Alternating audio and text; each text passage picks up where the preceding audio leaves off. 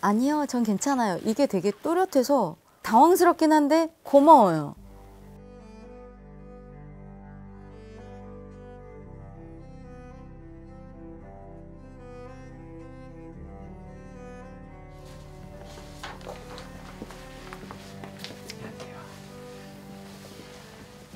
안녕하세요. 저는 소프라노 임선혜입니다.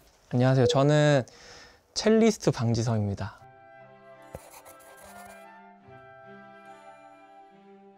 초등학교 되게 초반엔 고무줄 놀이 했던 것 같아요. 엄마 시대 때도 했었지만 네, 저희도 저희 때도 학교에서 했어요. 아, 고마워요. 고등학교 때쯤인가 서태지와 아이들이 나오면서 완전히 그 댄스계의 판도를 바꿨었어요. 그냥 학교 끝나면 놀이터에서 많이 뛰어놀았고.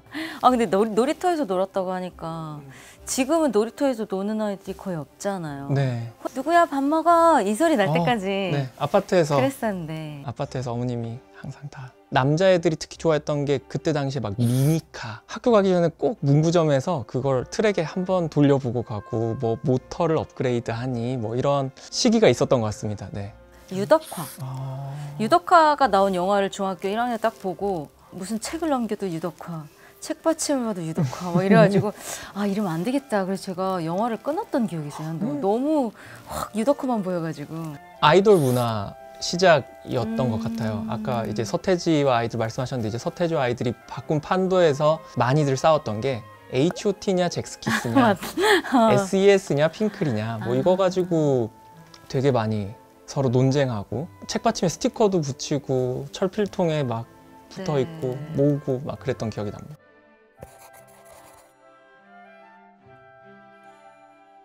굉장히 좋았던 것 같아요. 저는 내가 가면 언제든 연습할 수 있는 연습 공간이 있고 그때 당시만 해도 유튜브가 이렇게 활발하지 않았던 때인데 학교에 이렇게 도서관에 가면 막 유명한 연주자들의 DVD가 다 있어서 와 너무 좋다. 이게 음대생의 생활이구나 라고 생각했던 것 같습니다. 대학 가면 공부를 많이 하진 않잖아요. 다른 과 친구들을 사귀고 싶은 그런 것도 많고 동아리 활동하고 싶고 근데 음대는 특성상 음대 안에서의 행사도 굉장히 많고 같이 모여서 연습하는 것도 많기 때문에 이 생각보다 음대 밖으로 나가는 게 쉽진 않았던 것 같아요.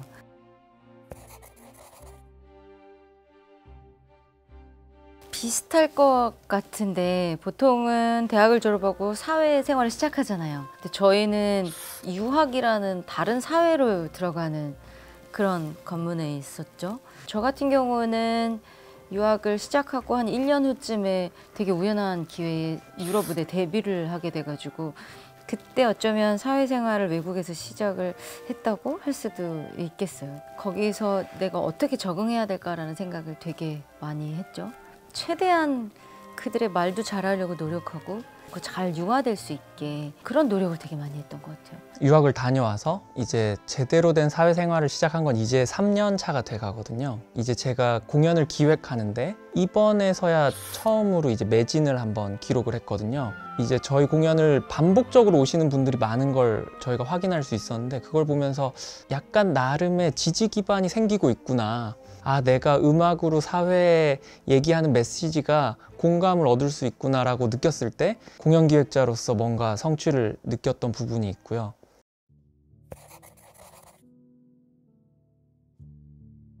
제가 운영 중인 공연 단체가 나름 상승세를 타고 저한테 굉장히 많은 긍정적인 효과를 주기는 하는데요. 제가 본업은 어쨌든 첼리스트라서 이걸 균형을 잡기가 굉장히 어려울 때가 있습니다. 공연을 만들어 보니까 제가 음악가로만 활동을 할 때는 나는 그냥 연주만 잘하면 되는 부분이 있었는데 공연을 기획하다 보니까 시야를 훨씬 넓게 봐야 되더라고요. 그러다 보니까 공연 하나를 만들어도 제가 관여해야 되는 부분들이 너무 많아지고 시작인 주니어다 보니까 맨 땅에 막 헤딩을 하면서 배우고 있는 거죠. 그러다 보면 내 본업에 뭔가 소홀한 것 같아서 한 번씩 아이덴티티가 되게 흔들릴 때가 있어요. 나는 첼리스트인데 연습을 해야 되는데 나 지금 이거 왜 펜을 잡고 있지? 왜 키보드 앞에 앉아 있지? 라고 할 때 한번 내려놓으면 좀 마음이 편해질까라는 생각을 할 때가 있기는 합니다. 그걸 좀 솔직하게 털어놓으면서 항상 동료들한테 더 큰 위안을 받거든요. 동료들이 잘하고 있고 더 도와주려고 하고 같이 가자고 하고 네 길이 틀리지 않았다라고 얘기해 줄 때 제가 다시 힘을 낼 수 있는 것 같습니다. 아무래도 데뷔를 어린 나이에 하다 보니 제가 23살에 데뷔를 하니까 성악가로서는 어린 나이죠. 그 나이에 대해서 막 돌아다니고 있으니까 내가 여기 가족이 있는 것도 아니고 친구가 있는 것도 아닌데 사랑하는 사람마저 떠나고 그런 순간에 내가 뭐 하려고 여기 있지? 이런 생각이 처음 들었던 것 같아요. 정말 음악이 나한테 이걸 다 없이 살 정도로 나한테 중요한가? 그럼 전 그때는 아직 아니었어요. 심지어 생각해 본 적도 있어. 그냥 한국 갈까 짐 싸들고. 그러니까 데뷔한 지 한 2년 차 정도 됐었던 것 같아요. 근데 그렇게 생각했을 때 저를 잡은 건 자존심이 아니었나 싶어요. 금이환영을 해도 모자른데 데뷔했다며. 근데 온 거야? 이런 얘기 듣는 게 너무 싫고 내가 왜 왔는지 설명을 못 하겠더라고요. 그때 당시로는 이렇게 한 우물을 파기 시작해서 성악을 시작했는데 이게 정말 내 길일까? 하는 순간이 저는 되게 많았어요. 아니, 근데 난 너무 신기해요. 그리고 이게 어쩌면 세대나 시대가 만들어낸 다른 변화일 수도 있는데 저희가 공부할 때만 하더라도 다른 방향에 눈을 돌리는 거 그 일을 포기한 사람만이 하는 일이었어요. 맞습니다. 꼬리표가 늘 있었어요. 그런데 지성 씨 세대를 보면 그런 일을 하는 친구들이 많아지고 있고 되게 당당하게 악기를 잘하면서 하는 친구들이 많아서 와, 저런 자유로움이 있어서 좋겠다라는 생각을 저는 해요. 오히려 그러면 좀 부러움이 있고. 제가 처음에 이 일을 한다고 했을 때 저희 학교 교수님이 그런 걸 왜 하니? 이렇게 저한테 물으셨어요. 아까 말씀하신 것처럼. 그러니까 제가 마치 악기를 포기한다고 생각을 하셨던 것 같아요. 그렇죠. 근데 사실 저는 아까 이 길이 진짜 내 길인가라고 의문을 가지셨던 것처럼 저도 어떤 오케스트라나 이런 데 다녀보면서 이게 내 길인가? 이런 음악을 하고 싶어서 내가 첼로를 했나? 라고 했을 때 아니었기 때문에 나는 내가 원하는 음악을 하고 싶어 라고 생각해서 저는 예술 경영을 한 거라서. 확실히 그거는 세대가 다른 것 같아요. 기성세대들이 새로운 젊은 세대들한테 너희는 참을 줄 모르고 너희가 하고 싶은 것만 하고 싶어 해. 막 이런 얘기 하잖아요. 마침내 하고 싶은 걸 이야기할 수 있는 사람들도 나타났구나. 이런 생각도 가끔 하면서 내가 저 세대 때 살았으면 내가 성악을 안 했을 수도 있겠다라는 생각을 가끔 해요. 이 시대에 난 게 다행이에요. 어떻게 생각하면. 제가 5, 6년 전에 뮤지컬을 하게 됐을 때만 해도 그임선혜가 그임선혜 맞아? 제가 왜 저걸 하려고 그러지? 저기서 쌓아놓은 커리어를 어쩌려고 저 크로스오버를 하지? 되게 걱정하는 말이 많았는데 지금은 훨씬 더 자유롭게 하는 그런 환경이 됐어요. 그거는 여러분의 세대의 덕이 아닌가? 그런 생각도 해요, 저는. 내가 뭐 세계적인 음악가는 아니지만 내가 만들어 놓은 세계에서는 나도 되게 떳떳한 자랑스러운 음악가일 수 있다라고 생각을 하기 때문에 동료들이 막 어디 되게 좋은 오케스트라를 들어갔다거나 굉장히 좋은 커리어를 밟아 나갈 때도 나는 뭐 하고 있나 불안하긴 하지만 그럼에도 불구하고 최대한 그런 거에 눈치 안 보고 제가 해야 되는 거는 일단 실패를 하더라도 해보자.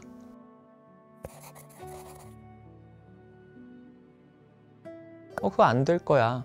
왜 그런 걸 하니?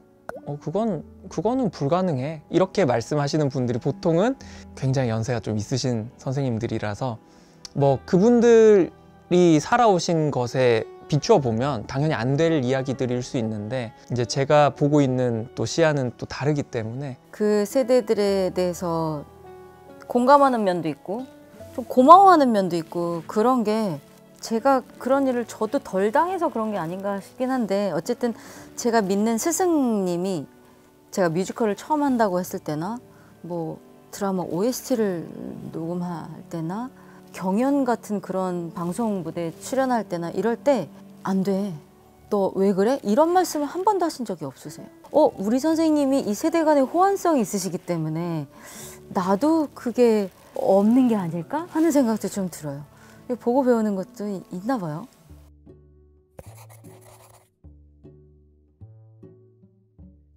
이거 먹을래? 그럴 때 싫어요를 정확히 해요. 우리는 누가 선배가 주시면 싫어도 먹었었던 것 같아요. 아니요, 전 괜찮아요. 이게 되게 또렷해서 당황스럽긴 한데 고마워요. 억지로 먹고 나중에 가서 임선혜는 나 맨날 난 먹기 싫은 거 주고 이런 얘기 듣는 것보다 훨씬 좋잖아요. 이제 저희 공연단체 직원을 한 명 뽑아서 일을 하는데 제가 볼 때는 조금 더 이 틀이 조금 더 깨졌으면 좋겠다 라고 생각을 했었는데 어느 순간 보니까 제가 그걸 밥 먹을 때마다 얘기를 하고 있더라고요. 그래서 야, 이건 정말 안 되겠다. 내 생각을 굳이 이렇게 강요하지 않아도 제가 뭐 이렇게 하고 있으면 보고 느끼는 게 분명히 있을 텐데, 그래서 그런 걸 좀 조심해야겠다.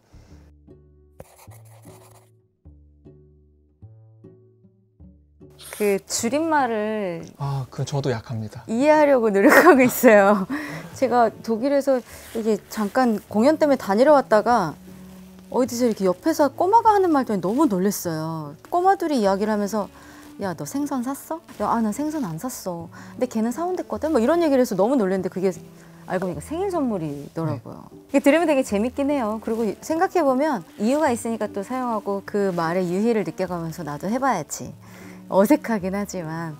그리고 후배에게 이런 일을 하면 좋은 일이겠다 이렇게 베풀고 나면 꼭 공치사가 하고 싶어지더라고요. 근데 그럴 적에 고맙다는 말이나 그런 행동을 안 하면 섭섭하게 느껴져요. 제가 가만히 생각해보면 저도 어렸을 때 그 말을 못했어요. 내가 선생님 너무 고맙습니다 이러면 제가 막 선생님한테 잘 보이려고 하는 걸까 봐 그런 얘기를 내가 못한 사람이었더라고요. 나는 그런 얘기 하는 대신 내가 잘 돼서 행동으로 보여드릴 거라고 생각했던 것 같아요. 근데 그렇게도 잘 못해요. 말로 못한 사람은 행동으로 못해요. 그래서 저 스스로 다짐해요. 후배들한테 해줄 수 있는 일을 하는 건 내가 그런 입장일 수 있다는 것만으로도 내가 감사하고 만족해야지. 그것 자체로 기뻐야지. 여기서 돌아오지 않는다고 섭섭해하지 말자. 그거 내 몫이 아니니까. 그리고 그 친구들도 분명히 옛날에 나 같았을 거야. 이렇게 이해하려고 노력해요. 근데 이게 섭섭이 이렇게 올라오는 거 보니까 나이가 먹었지 않았을까 그런 생각하는데 다짐은 해봅니다. 너라고 부르거든요.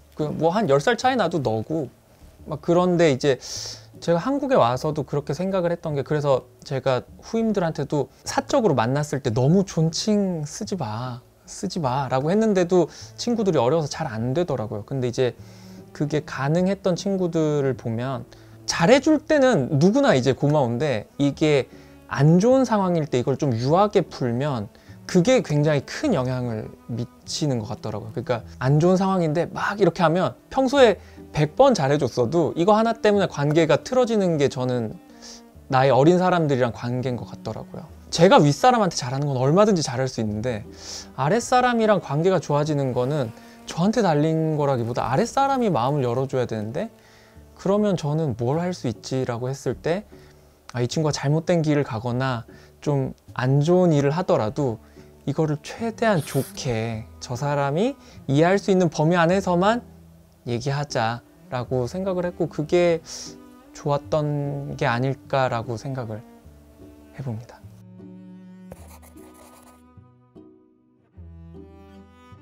악기와 기획을 병행한다는 거에 대해서 나는 존경스럽게 생각하고 굉장히 멋진데, 그래도 시작할 땐 누구나 다 요요마처럼 되고 싶고 누구나 다 거장이 되기 위해서 하잖아. 네.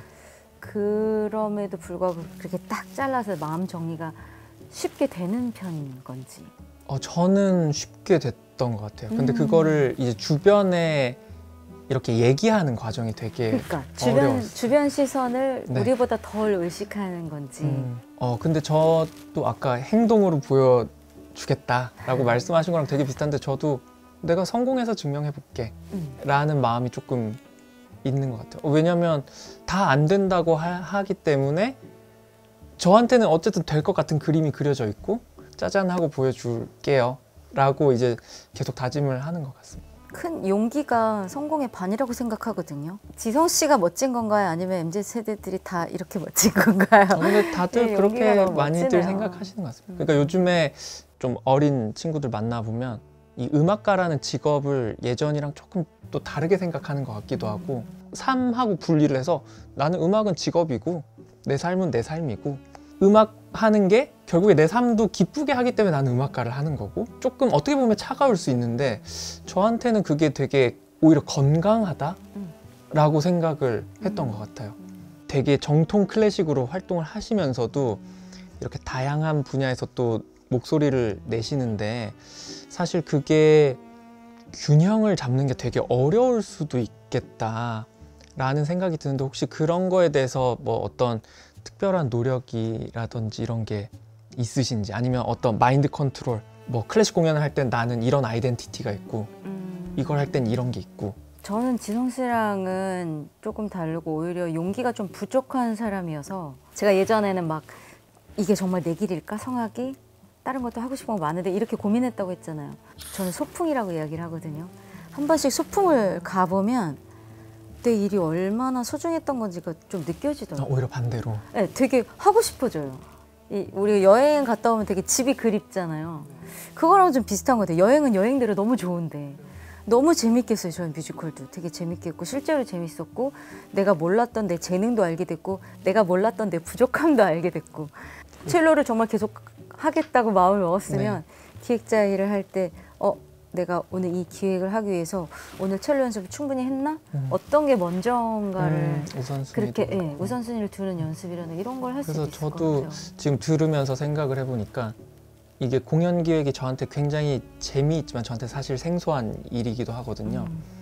그래서 막 재밌고 엄청 힘들게 하지만 결국에 제가 제일 기쁜 순간은 그 공연의 마지막 순간에 가서 제가 스포트라이트를 받으면서 입장할 때인 것 같아요. 그러니까 말씀하신 것처럼 공연을 기획하는 게 어떻게 보면 저한테는 집으로 돌아가기 위한 어떤 소풍 같은 거일 수 있겠네요. 그럴 수도 있죠.